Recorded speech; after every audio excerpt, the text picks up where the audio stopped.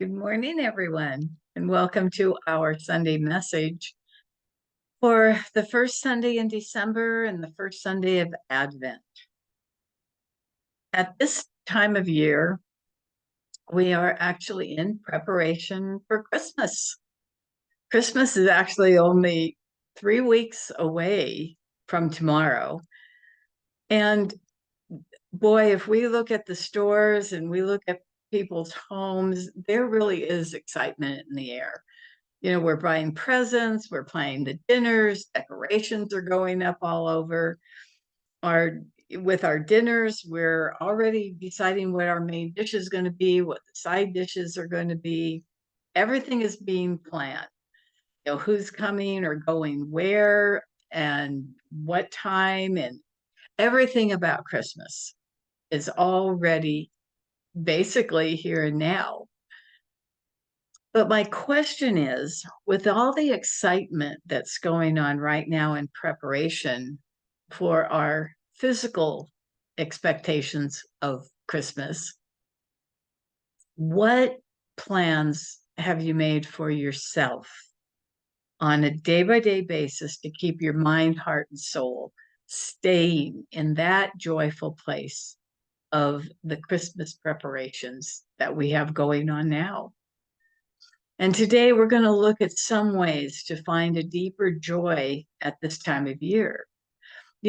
This Christmas time can be wonderfully busy with joy filling our hearts and souls for all the lights and the singing and the hustle and the bustle going on all around us. Or it can be a time of depression and anxiety for us if we are not in that Christmas mood for one reason or another. Maybe we have lost someone this past year. Maybe we have had to move when we didn't want to. Maybe we've lost a job and are wondering where we will find the money to pay the bills. Maybe there's an illness that you or someone you know has that's upsetting to you. There's hundreds of reasons why we may not be in the holiday mood this year. However, there is something we can do about it. So we may enjoy this time of year with our entire being and actually carry all of that into next year and spread through next year.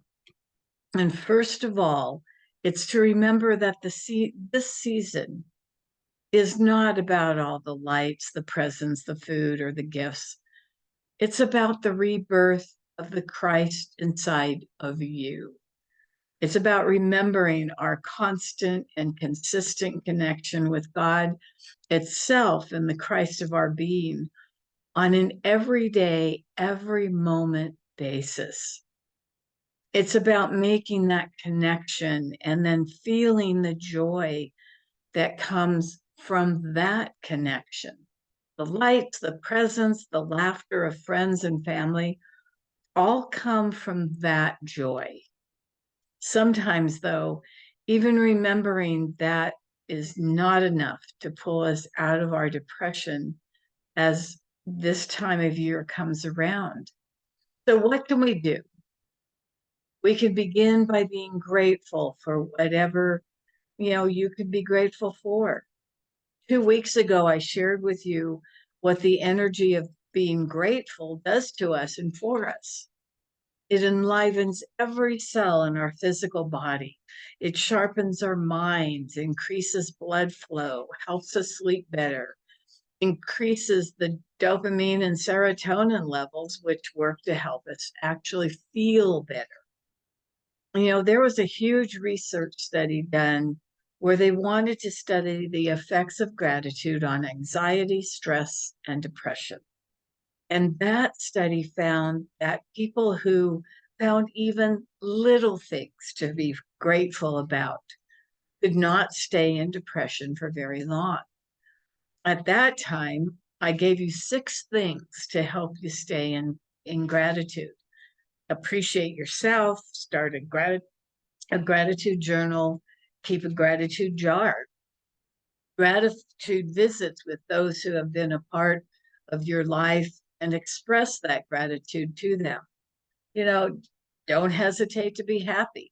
Don't let others take away your happiness. Find a gratitude buddy and share what makes you grateful. All of these are great ideas, hopefully within the context of writing in your gratitude journal or putting something down to put in your gratitude jar. You did not forget about thanking God for all that God is. You know, we say every Sunday that there is only one presence and one power active in the universe and in my life, God the good, omnipotent. The key word here is active, not just sitting around waiting for us to decide something, but continuously, every nanosecond of every day, working in our lives as us and through us. We are filled with the glory of God at all times. We are not the ones who decide where and how that energy will go out, but that God force energy is always with us, never leaving us, never leaving us for even one moment. The rebirth of the Christ within us is here to remind us that we are God itself in action on this earth. We are here to bring forth the glory and the power of God into this planet and fuel this planet with the love that God is, that we are. And that is what this season represents. Yes, we have the lights, the food, the presents, the music, and more. If we can begin to look at all of that as a reflection of the joy of God that we are, we can see all of that with eyes of love and beauty and give glory to the name of God in everything going on around us.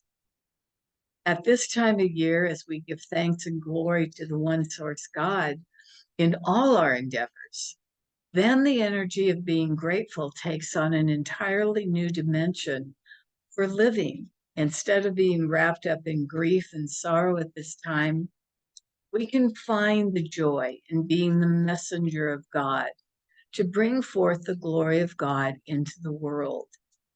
We actually become the Christ child for our own lives, and maybe even the lives of others. What a great and glorious job that is for our lives. Maybe now would be a good time to reiterate just what God is. God is life, the fullness of life. God does not know illness in any sort. When we give thanks and gratitude to the one source God for everything, we are tapping into that life force energy of pure health for ourselves, pure vibrancy, pure energy. And the same goes for the perfection of prosperity, oneness, um, and love. It doesn't matter. God does not know lack of any sort. So give thanks for the prosperity that you do have and watch that prosperity grow. If we were to read Fillmore's 12 Powers of Man, we would understand that all of those powers that Fillmore wrote about are actually all the powers of God that are inside of us. The 12 powers of faith, strength, wisdom, love, power, imagination, understanding, order, zeal, renunciation or release, and life itself are all the aspects of God. And we have all of these inside of ourselves. They can be called forth at any moment in time when we remember to do so. And this is what we are giving a rebirth to when we celebrate the rebirth of the Christ within ourselves. So today begins the first day of Advent, the time for us to begin the walk down the path to the rebirth of the fullness of the Christ within us. Our daily word reading for today is about hope and faith. And when Charles Fillmore wrote about hope and faith, hope actually meant something very different from what it means today. Hope today has an element of doubt in it. Hope in the later part of the 19th century meant a feeling of trust, trusting that something will happen. And today, that is what faith means. Faith today means confidence or trust. So when we speak of the 12 powers and we mention the word faith, we are saying that we have confidence or trust that everything we are being taught about God, about Christ, and about the truth of who and what we are is just that, the truth. We are the extensions of God itself onto this planet. Bring love and light to this earth. When we more fully understand this, we become more than willing to let go of the past, to let go of our own pain and sorrow, to let go of our own loneliness, and be willing to allow the fullness of God to move in and through us and bring that love and light into the planet. If nothing else, this is the greater thing to be grateful for. So today, as we begin the time of Advent for our lives, I invite us to look into a mirror and honor the beautiful spiritual being that you are. Right here, right now, you are the essence of God in action on this planet. And how little or how much doesn't matter. Each of us are to bring the fullness of the Christ of our being into expression for the world. Just sending someone to whomever you meet at any place brings you into the full contact with the source of God coming through you to bless this world. And what a great and wonderful gift we can be to the world and everything in it. So be the light of the world at this time of Christmas and watch your own world change. So many blessings to each and every one of you. Much love, everyone. God bless and have a beautiful Christmas season.